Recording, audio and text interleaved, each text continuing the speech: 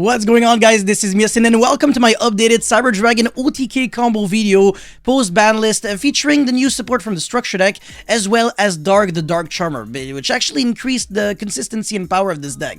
So before this video starts, make sure you like and subscribe, and also check me out on Twitch and Instagram. And with that being said, let's jump right into combo number one. Alright, so for combo number one, basically if you have Cyber Dragon Core and any spell card, that's basically already game. That's it.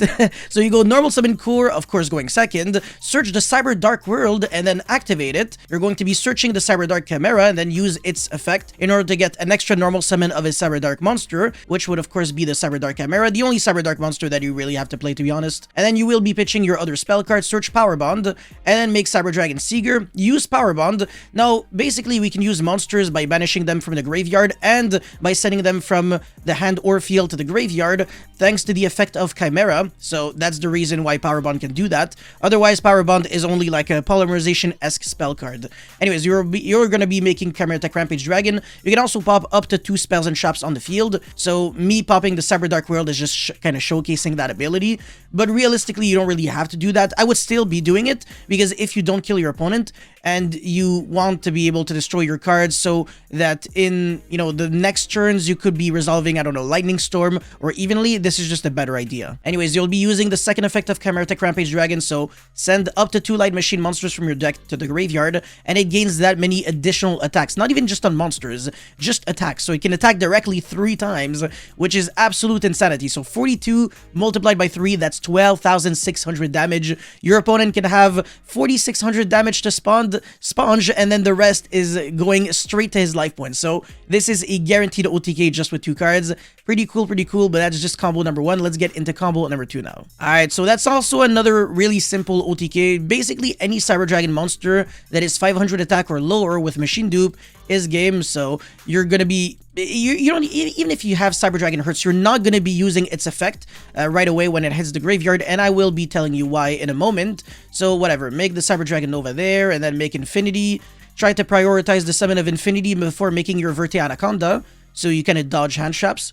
And now what's going to happen is that you're going to make Verte Anaconda, pay 2k, make Overload Fusion, and then banish the 2 Cyber Dragons from your graveyard, make the Rampage. And that's the reason why we didn't want to go Hurts effect before, because otherwise that would have forced us to search a bad Cyber Dragon from our deck to the hand, which is the level 5 Cyber Dragon. But if we actually wait, we can send the Hurts and the Core at the same time, and then Hurts can recycle back from the graveyard, so we can recycle back a Core that way. So even if our opponent randomly survives the OTK, at least we have a good card as a follow for next turn. We can search Cyberload Fusion or literally whatever, and we're going to be able to win. So this is 25, 63, and 500, which means a lot of damage. There's no way your opponent is surviving this. Again, just with 2 cards. So that's it for combo number 2. Let's get into combo number 3 now. Alright, so typically Cyber Dragon is just not a deck that is meant to be going first. The main reason for that is because it is inconsistent, but sometimes what happens is that you randomly draw the nuts and you get forced to go first, or you willingly choose to go first because your side deck isn't really made to go second against some decks, for example. So against Eldritch, if you're going first and you have this kind of hand, for example, Cyber Dragon Core, Machine Dupe, and even 3 bad cards, you can still do so much. So Core, Search, Overflow, and then Machine Dupe for 2 Cyber Dragons. This is much better than a Hurts with Machine Dupe, because at least you get a Search with which is a very good card, Cybernetic Overflow, and it has a lot of synergy with another card that I'm going to show you very soon that it's probably not even going to surprise most people at this point, even the newcomers. Anyways, make the Cyber Dragon Nova, and then make the El Mirage, and then revive back the Cyber Dragon from the graveyard Nova. It's not just a monster that goes straight into Infinity, it also has a Monster Reborn effect. I don't know why, but for some reason, a lot of players who just started playing Cyber Dragons, they always forget about that and they just go straight for Infinity.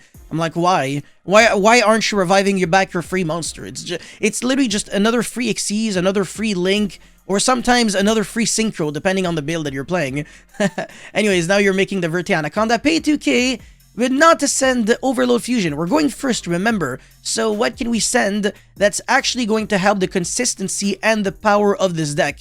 There is one card that kind of fixed, in a way, some of the issues, but it also creates more problems, and that card would be Destiny Hero Destroy Phoenix Enforcer.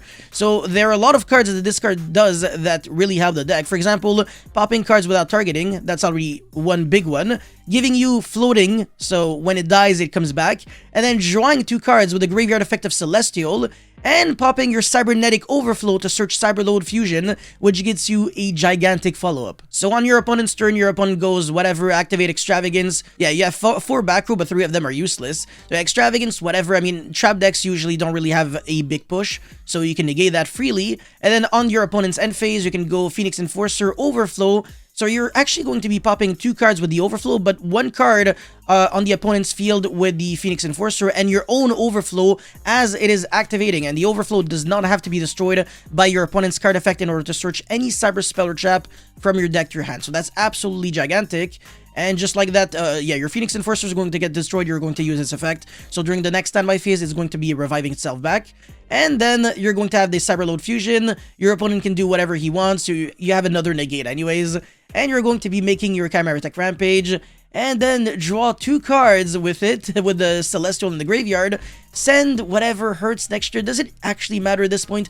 Of course not, man. Cyber Dragon best deck, it literally doesn't matter anything you do. You can make another Infinity here if you really want to. That's absolutely disgusting.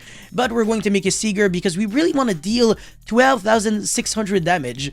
So yeah, the massive disrespect, but with just 2 cards, our other 3 Forbidden Chalice did nothing. So just Cord Machine Dupe snowballs at the speed of light, and you can eventually do that just after 1 turn of setting up. That's crazy, right? So yeah, Phoenix Enforcer and the draw 2 and popping your Overflow is something that you guys will have to learn how to do. Alright, so this combo is probably one of the most important ones because it's really easy to play when your hand is overpowered, but what do you do when your hand sucks and you're against negates? You're in a bad spot, right? So in this situation, our opponent has the Wandering Griffin Rider, which is an Omni Negate, the Brave Token, which applies a lot of pressure, and the Continuous Spell that protects it from being destroyed by battle the first time. We have a Kaiju, whatever, blah, blah, blah. All this is beautiful, but how can we break the board while also setting up a big board? That's going to be the tricky part. So step numero uno is, of course, Kaijuing the Brave Token or the Wandering Griffin Rider. It really depends. If there's a monster that is summoned on column 2 or 4, it actually helps you out because you can go Relinquish Tanima to absorb it. So that's a pretty interesting play. And now you're going Special Summon Cyber Dragon, Normal Summon the Hurt. So again, no normal Cyber Dragon core. Unfortunately, things are not as beautiful. So yeah, you gotta play with bad hands sometimes. And you're going to be making the Mega Fleet using the opponent's monster in the extra monster zone, which is a spell and trap negate on the opponent's turn. And then we're making Relinquish Tanima, search a Cyber Dragon from our deck to the hand. This time it will actually be relevant. You're going to be absorbing the Wandering Griffin Rider and make the Dark Charmer and crash on the Jizukiru, which is going to be searching for Chaos Dragon Levineer in main phase 2.